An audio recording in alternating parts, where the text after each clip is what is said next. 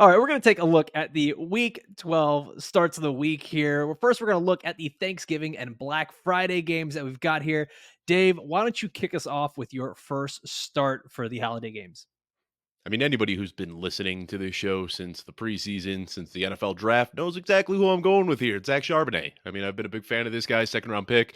Been a big fan of him since he was drafted. You know, he's just got the size and the measurables and the speed and the pass catching ability, everything I want to see in a 3 down back. And of course, the problem so far is that he has been behind Kenneth Walker on the depth chart. Now, Kenneth Walker isn't officially out, and by the time this episode airs, who knows? Maybe he will be active. I mean, crazier things have happened, but it looks like Kenneth Walker is trending not to play on Thanksgiving. And the reason I want to mention Kenneth Walker, of course, we've been waiting for this opportunity where he does get this full role with no Kenneth Walker, but some people are getting scared off by San Francisco. You know, it looks like it could be kind of a spooky matchup here.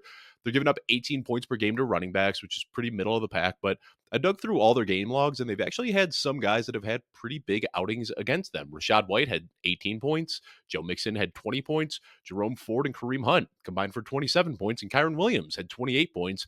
The thing that all of those backs had in common is that they caught passes, and that's what Zach Charbonnet does. He's a very good pass catcher. Now, we've seen Charbonnet slowly starting to see his role grow. The touches are still favoring Kenneth Walker, but this is 4 straight weeks now that Zach Charbonnet has led the backfield in snaps. Last week he saw 15 carries and 6 targets. You know, didn't have a touchdown, didn't have a breakaway run, so the product, the output was lacking a little bit. But the volume is going to be aplenty in this matchup against San Francisco. Hasn't scored a touchdown in the year, but I expect that positive regression to hit. I've got him starting ahead of AJ Dillon, James Cook, who's got a tough matchup against Philadelphia, Najee Harris, who is getting phased out. I'm starting him ahead of Khalil Herbert, who, you know, isn't really taking that workhorse role back after he's come back from IR. And I'm starting him ahead of Chuba Hubbard, who is now looking like he's more of in a 50-50 split with Miles Sanders than a total workhorse. So Zach Charbonnet just barely cracks the top 24 for me, even with a bad matchup against San Francisco. Yeah, I've got Zach Charbonnet just outside my top 24, and we, the Kenneth Walker delegation, fully disagree with everything that you've said here. But it's a good volume makes the world go round for fantasy running backs. That's Volume and just what it talent, is. and he's got both of them. Yes. Yes, he does. The matchup's not awesome, but like you said, shouldn't be scared off against the San Francisco 49ers this weekend. Now, I want to let you guys know we've got an awesome Black Friday deal going on over here at Football Guys. You get 20% off your first year of a Football Guys subscription from now until, guess what? Next Black Friday. And then when you take advantage of this deal, you just take advantage of the deal next year. And you continue with this awesome lifelong discount. It's just a never ending cycle, just taking advantage of the good stuff. You're going to get custom tools, rankings, advice from all of the analysts over here at Football Guys. You even get 20% off merchandise. You can grab yourself a hoodie, a beer glass, anything you'd like from the Football Guys store. The offer ends Monday, November 27th. You can scan the QR code on the screen, or to get started, click the link in the show description and start winning your league today. Dave, I'm going to give you my first start of the week here for the holiday games, and I think we can begin to trust Tony Pollard again. I've got him as the running back 11 on the week, and Ooh. I know he's had a few finishes this year in the top 12 running backs, and as of right now, Rico Dowdle has not practiced this week. The game is on Thursday. It's a short week. He's been dealing with an ankle injury. He's either going to be not playing, or if he is active, he'll be limited. That means that you're then looking at guys like Malik Davis and Deuce Vaughn being involved. But I think last week we saw that the Cowboys just really want to start getting Tony Pollard going. They know they've got a good passing game. They know that they've got a good defense. And this is a week where they can kind of do it going up against the Washington Commanders. Commanders are allowing the fourth most fantasy points to running backs over the last 5 weeks. Last week, Pollard had 17 opportunities. And what really stood out to me was the 4 catches on 5 targets. That's his most since week 6. And when Pollard was underperforming, let's just call it the bad stretch, it was the 3 weeks there where he just really wasn't even finishing as a top 20 running back. He only had 4 catches on 6 targets over 3 weeks.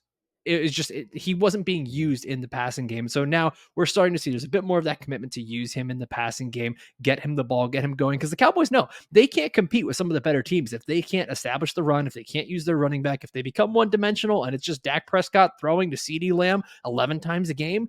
that offense is eventually going to get stunted. They're going to need to start to do new things, especially if they're going to be competing. So that's the narrative I'm going with here. And I do think that you can trust Tony Pollard this week in the Thanksgiving matchup. Yeah, I've got him as more of an RB2, but still starting him. That's a pretty big vote of confidence to put him inside your top 12. But hey, I like it. We saw him trending up a little bit last week, and like you said, if Rico Dowdle doesn't play, the opportunity is going to be there for sure. All right, Dave, hit us with your second start for the Thursday and Friday matchups. No, I'm taking the cream off the top a little bit with this one. I'm not really digging too deep. I was looking at some other guys and I was like, maybe Brandon Cooks, but his volume total has been so inconsistent. There weren't really a lot of guys that really jumped out at me. So I'm going to go with Brock Purdy here. And I think a lot of people who have Brock Purdy are starting him. But this is a week where, there's nobody on buys. So you've got a lot of options at the quarterback position. And the more I see of Brock Purdy, the more I like in Brock Purdy. Right now, he's the QB7 in points per game as far as fantasy scoring goes. You look on a per game basis, he's outscoring Lamar Jackson, Tua Tagovailoa, Justin Fields, Sam Howell, a guy that we've been talking about as a plug and play QB1. He has scored 20 plus points in 60% of his games this year. And Seattle has been kind of stiff against opposing quarterbacks. They haven't given up a ton, but Purdy has found himself in what I am deeming to be must start territory every single week. We saw last week in week 11, he had an electric performance, 3 touchdowns, perfect QB rating, and he scored almost 27 fantasy points. Now, what was different about last week than any of the other weeks we've seen? It was the first time all season that Christian McCaffrey, Deebo Samuel, Brandon Ayuk, and George Kittle, none of them were limited in practice throughout the week. All 4 of these playmakers had a clean bill of health. And guess what? Going into week 12, all of these guys are healthy as well. So we saw it last week, what this offense can do when they are at full strength and how Brock Purdy is the biggest beneficiary of that offense. So, yeah, I think Brock Purdy not only belongs in the must start discussion, but I think we're looking at a guy who could potentially be a top 5, top 7 QB the rest of the way. This week, I've got him starting ahead of Jared Goff. I've got him starting ahead of Trevor Lawrence, Joshua Dobbs. I even have him ahead of my guy, Justin Fields. Do whatever you can to start Brock Purdy this week. It's really, really tough to put many quarterbacks ahead of him. Yeah, and you know what's interesting too is I think a lot of people might look at Seattle and how everything's color coded on your apps, right? And it'll be like red matchup or yellow, like it's a medium matchup, whatever. The Seattle Seahawks pass defense against quarterbacks kind of seems a little bit fraudulent here. Let me go Mhm. over the names that they've had. So originally started off with Matthew Stafford, Jared Goff, then Andy Dalton, who he had himself a nice game, Daniel Jones, Joe Burrow with his injury, Clayton Tune and Josh Dobbs. Then the combo of Dorian Thompson Robinson and PJ Walker. Lamar Jackson, actually, they held him in check pretty well. And Yeah. then Sam Howell and Matthew Stafford. And so I'm not saying that that's a bunch of bad quarterbacks, but it's also definitely not a murderer's row where you say this Seahawks defense has really shut teams down. And even looking at all those opponents they had, nobody had the weapons like San Francisco does. And I think that's just I what don't think makes any Brock Purdy a team. continue. Yeah, I'm about to say any team really. But I think that's what makes Brock Purdy a week in and week out starter. So I like that call from you, Dave. I just want to put to rest this, it's something we've been hearing since last year, and I understood it. He had some big flaws in his game last year where people were saying, he's just a product of the system, that he's a Shanahan quarterback, whatever it may be. He has developed into a really, really good quarterback. I don't think that he's just out there playing game manager and just like taking easy throws. Like, he is pushing balls deep downfield. He's hitting his receivers in stride. He's making plays outside of the structure of the offense. I think that we were really quick, and I was one of those guys that kind of wrote him off after what we saw last year. But the more I see of him this year, he looks like one of the better quarterbacks in the NFL. And it's weird to see how the circumstances change so much and how our opinions change so much because we're calling a guy a fraud or not good or he has his deficiencies. And it's like he was the last pick of the draft. He was a rookie and he got his Right. team that far through the playoffs. Like, whether he has great talent around him or not, what he did was still really incredible. And now what he's doing once again this year, I think it just continues to prove Brock And Purdy's pretty good at football. yeah, and he's really had 2 bad games. Like, if you look throughout the entire game log from this season, and in both of those games, all of his mistakes, his interceptions came late in the game after he took a shot to the head. One game he was on concussion protocol, the other one he kind of skirted past. But I think we were looking at 2 games where he took a late shot to the head and maybe wasn't there 100% late in the game. You look at all of his other games, he has been fantastic this year. I can't sing Brock Purdy's praises enough. He looks like a very, very good quarterback. Well, I'm going to take a look at another guy here from the Thanksgiving slate of games. And for my second start of the week here, I'm going to go with Romeo Doubs, wide receiver for the Green Bay Packers. And this is actually my first time talking about Romeo Doubs on a podcast. I feel like I've got him ranked as my wide receiver 36 this week. So I think he's right there on the fringe of being a wide receiver 3 or a flex start. I know that Jaden Reed is the new hotness. And I love Jaden Reed as a prospect. I love him as a player. I think he has shown that he can produce. I think that the matchup this week is not conducive to the best production for Jaden Reed. He's got a matchup in the slot going up against Brian Branch, and Jaden Reed plays 75% roughly of his snaps in the slot. Brian Branch has been the best defensive back for the Detroit Lions this season, at least the remaining healthy defensive backs that are there. And on the outside, the corners for the Lions have been extremely beatable. And you've got Cam Sutton and Jerry Jacobs as the two outside corners over there. So that means you're looking at potentially really big games here for Romeo Doubs, maybe even Christian Watson. But I do feel like Romeo Doubs has been the guy that it's been a little bit quieter. I think that we've all been singing the praises of Jaden Reed.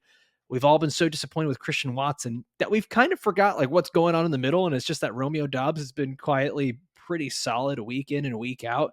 And last time versus Detroit, I understand there was no Christian Watson in that game, but Romeo Doubs had 9 catches on 13 targets for 95 yards. So the breakout potential is there this week for him going up against the Lions on Thanksgiving Day. And regardless of if he, has the crazy 9 reception game again, this Packers team is going to have to pass a lot. With no Aaron Jones being in the lineup, it's not likely that A.J. Dillon is going to be highly involved in the passing game. It's not likely that the Packers are going to be able to establish much of a run against this Detroit Lions defense. There's going to be a lot of passing, so expect the volume to be there for Romeo Doubs, who's had 4 touchdowns in his last 5 games.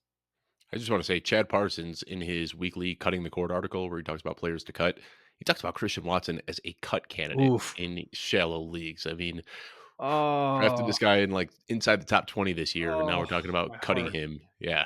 But I think Dobbs has, Oh, kind of been the guy. And crazy as it may sound, I think the pecking order is kind of Dobbs, Reed, and then Christian Watson as the number 3. And then you didn't even mention it, or maybe you did, and I just didn't pay attention. But Luke Musgrave isn't playing this week either. So that just opens up even more opportunities to get spread around, which should go Dobbs's way. yeah, I think that's you're 100% right there, Dave. I didn't mention the Luke Musgrave thing. I know Tucker Kraft should see a little bit more there, but yeah, things are going to open up big time for Romeo Doubs this week and the Packers wide receivers.